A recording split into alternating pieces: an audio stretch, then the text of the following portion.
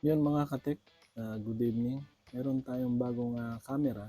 So itong camera na to is Tiandi Technologies. Solar, two-way audio, full color, pwede siyang infrared mode. So yan, pan tilt zoom din siya. Dual lens camera. Yung isa naka-fix, yung isa gumagalaw.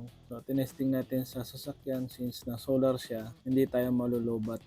Yung mismong battery ng sasakyan hindi malulubat. So yung panel board, yan o, nasa harap ng nasa ibabaw ng radyo. Lilipat natin yung bukas sa bubong. Yan ay testing lang.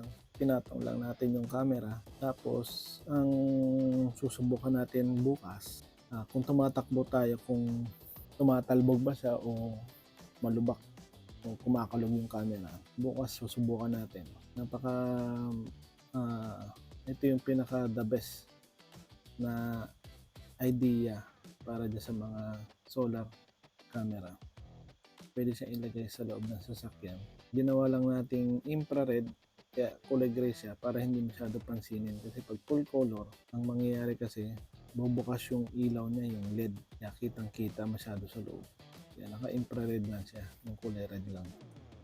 Yung mga katek, sa mga gusto mag-avail ng camera ito, ipa-flash ko yung number ko rito sa screen and pwede nyo tawagan directly para mabigyan ko kayo ng pricing kung magkano ang isa. Pero ito po, sa umaga, colored siya. Sa gabi lang siya black and white kasi naka-infrared mode tayo.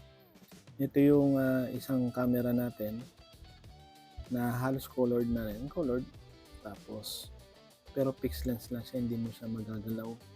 Hindi mo mapapantin.